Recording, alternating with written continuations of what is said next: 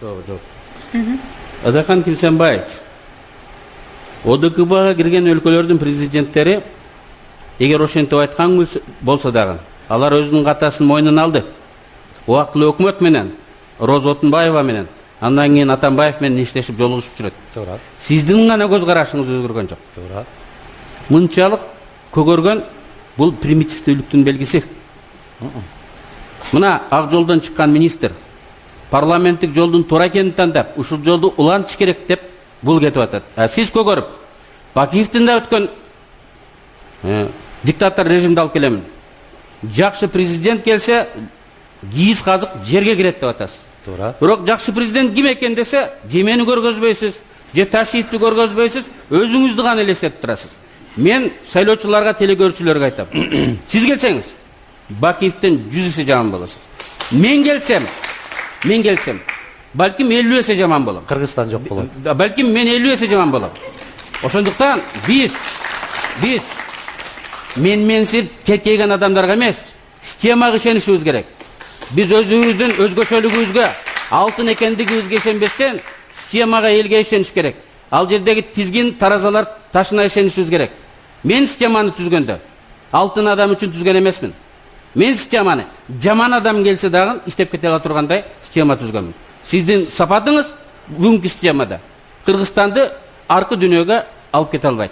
Эгерде сиз сунуш кылган система болсо, Бакиев менен Акаевдин артынан кетесиз. 5 жылда эмес, 2 жыл. Аркы дүйнөгө алып кеткенден туура алып кете албайт аркы дүйнөгө. Аркы дүйнөгө ошо сиздин конституцияңыз алып кетиши мүмкүн. Кудай ошону сактасын. Кудай ошону сактасын. Угуп туруңуз. Аркы дүйнө менен берки дүйнөнүн айырмасын билесизби? Мурун сиз Бакиев менен идеолог болуп Бакиев менен жүргөндө конституция ар 1,5 жылда алмашылган.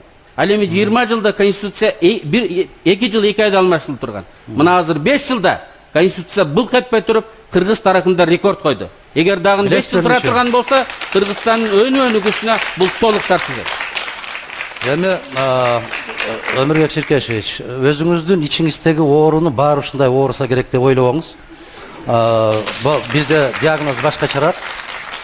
Эгерде ошол Бакиевден өткөн, Акаевден өткөн кызыл камчы деп атасыз, ошол социалисттик аталган сиздин партияңыз темирдей ошондой тартип барлыгы үчүн Кыргыз мамлекети агрардык, индустриалдык мамлекет болду. Сиз социалисттик деген чапанды жамынып алып, аклократиянын оюнун ойноп атасыз. Сиз айткансыз, эгерде өкмөттү бизге берсе, биз 3 айда көмтөрдү 67%га жыгарабыз дегенсиз. 3 ай эмес, 1 жыл өттү. Азыр айтып атасыз. Ал Оторбаевдин ою, ал менин ою. Ошондой кылып чайкоочулук токтотуңуз. Чайкоочу сиз болуп атасыз. Чайкоочулук кылбаш керек. Биз президент макул болбосо, өкмөт макул болбосо, парламент макул болбосо, кумтөрдү чечиш кыйын. Бир фракция, Алмаз Шаршенович абдан туура айтты. Деп айттым. Бул Алмаз Шаршенович абдан туура айтты. Коалициялык көпчүлүктө турасыз, бир бутуңуз менен, анан шайлоого жакындап калганда эл тарапка качып өтө коесуз дагы, анан шайлоо бүткөндөн кийин келише коесуз алар менен. Мына айтып атасыз. Азыр айтып атасыз. Биз ар дайым чындык тарапта болгонбуз. Да, чындык. Сиз олигарх Саламбековдорго кызмат кылып атасыз. Саламбеков окшоп байлык таптарыңыздарда сизге сөз болбойт. Кайсыл тарапта экениңизди элге айтып коюңуз.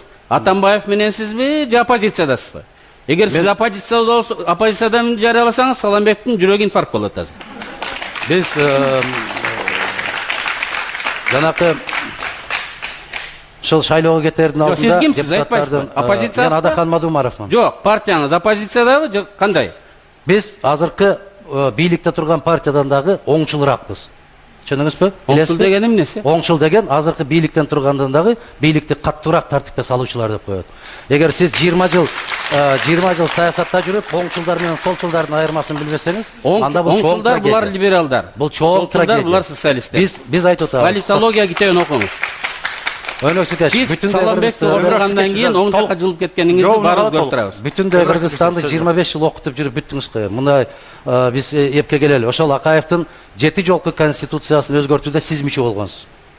Ошол конституцияны өзгөртүү комиссиясында мүчө болуп, ар дайым ошол жерде отургансыз. Кийинки комиссияларда да отургансыз. 9 жолу конституцияны өзгөрткөндү, жигитти сиз өзүңүз оң колуңузга алып айткансыз. Мына ушул биздин жооптуу катчыбыз болот деп. Мына ошол эми Өмүрбек Чиркешевич мындай кылалы. Мындай деңгээлге түшпөйлү, бираз жогорураак деңгээлде бололу. Бизди жаштар көрүп отурат, андай бир чоң маданиятсыздыкты көрсөтпөйлү. Мына ушул сиз сунуштаган жарым сааттан бери маданиятсыздыкты сиз көргөзүп атасыз. Жалган жала жапкандын үлгүсүн сиз көргөзүп атасыз. Эми сиз качан эле мойнуңузга алып жүрчү элеңиз. Мына ушул жалган жала дегенди карап туруңуз да. Өзүңүз эмгек сиңирген юрист катары соттолгон киши тизмеге кирүүгө тыюу салынат. А сиз аны менен бакырайып сүрөткө түшүп алып отурасыз. Эмне үчүн? Сизге Мырзахматовдун тагдыры кызыктырбайт. Сизге Мырзахматовдун аркасындагы электорат кызыктырат. Сиз соодалашып, аны дагы таразага, аны да курмандыкка чалып жиберип атасыз. Ал байкуш шордогон бойдон калат. Кыргызстанга келбеши да мүмкүн, бирок ошонун аркасы менен сиз акырын жогорку кеңешке кирип келиңиз. Кесенбаевич, 6 ай мурун Ошко барганда айткансыз. Мен бай балдар менен ойнобойм. Мен Төрөбаев менен, мен Бабанов менен, мен Ташиев менен бирикпеймин дегенсиз. Бирок бай чал менен ойноп атасыз. Калп айтпаңыз андай деп. Олигархка сатылып, анын кызматын кылып атасыз. Бир фамилияны мен атабайм. Мен ар дайым рызкыны жараткан Алладан тилейм. Азыр чыксаңыз мен видео документтерди сизге берем. Бериңиз. Сиз көптөгөн видеолорду жыйнап жүрөсүз, бирок өзүңүздөгү жөнүндөгү видеолорду эч ким билбейт. Ошондуктан биз мындай деп айтышыбыз керек. Кандай айтыш болбосун. Кыргызстанда көптөгөн жерлерде жолугушуп жүрөбүз. Бир партиянын жетекчиси биз сыяктуу ар бир айылдарга барып турган жок. Өзүңүз жөнүндөгү пикирди Өмүрбек Чиркешевич бираз угуп да жүрсөңүз болот. Эми тооба келтире турган мезгилге келдиңиз. Бирок мен өмүрүмдө эч качан картайсам да намаз окубайм деген киши ажы менен отуруп батасын алып атасыз.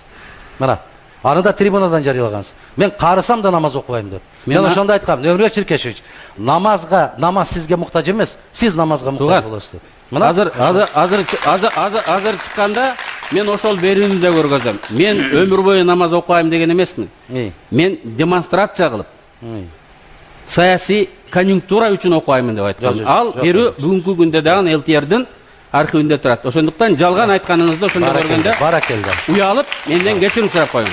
Баракелди. Эми Кыргызстандын баары эле сизден кечирим сурайт. Сиз дагы бир жолу кыргыз элинен кечирим сурап койсоңуз, кечирип койгула. Мен туңгуюк жолго алып бараткан экенмин. Ушуну сездим да бүгүндөн баштап бурулдум деп. Жана алып баруучу туура суроо берди. Эгерде эл талап кылган болсо карап көрөбүз дегенде.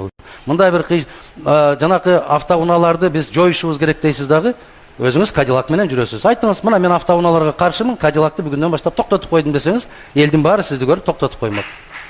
Анан бул популисттик. Ал биринчиден мыйзам менен токтойт, экинчиден Бакиев үчүн сиз элден кечирим сурай элексиз. 7 апрелдин баатырларын бандиттер жана алкаштар дегениңиз үчүн кечирим сурай элексиз. Кандай адам өлсө дагы бата кылып Куран окуду кыргыздын милдети, сиз аларга бата да түшүрбөйм, аларга бата түшпөгөн адамдар дегенсиз. Муну үчүн сиз алардын алдында кечирим сурашыңыз. Мына, Өмүрбек Чиркешев, сиз бул заманда сөзсүз түрдө кечирим сурайсыз. Сиз бул заманда мыйзамдын алдында кечирим сурап көргөн эмессиз. Бирок аркы дүйнөдө жала жаап, өжөрлүк менен, баягындай бир кычаштык менен жүргөн өмүрүңүз үчүн аркы дүйнөдө жооп бересиз. Баары бир жооп. Мен эмес, чоңуңуз деле ошол суроону берди.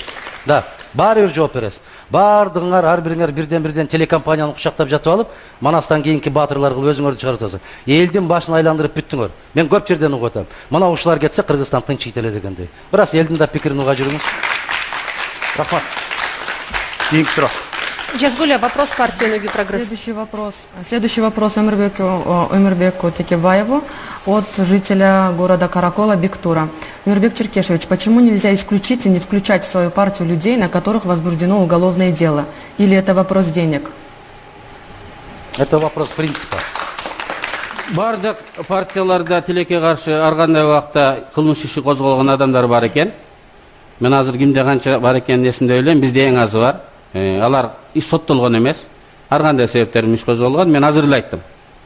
Адахан экөөбүздүн генерал акабыз Исмаил Исаков иш козголуп соттолгон. Алып чыгып министр кылдык.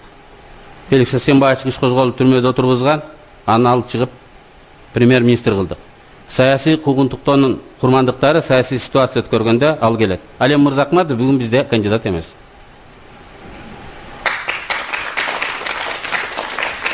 Следующий вопрос Адахану Мадумарову. Адахан Кимсанбаевич, вам вопрос от жителя города Бишкек Туркманова Азиза. Если вы пройдете в Джогорку Кенеш, можете ли вы принять закон, согласно которому депутатом можно будет работать только 10 лет? Если честно, народ уже устал от старых депутатов. Есть резон, но в то же время парламент это такой орган, там, где требуется знание жизненного опыта и других отраслей. Есть 96-летний сенатор в Соединенных Штатах Америки, есть, посмотрите на Российскую Федерацию, на Казахстан посмотрите, там должны быть достаточно зрелые, опытные. Другое дело не в возрасте, дело в том, как жил, по какому принципу жил. Если, называя социалистом и стать крупным олигархом, это другой вопрос. А если открыто заявляет, что он занимается бизнесом, и он является бизнесменом, это другой вопрос. Это просто дело чести.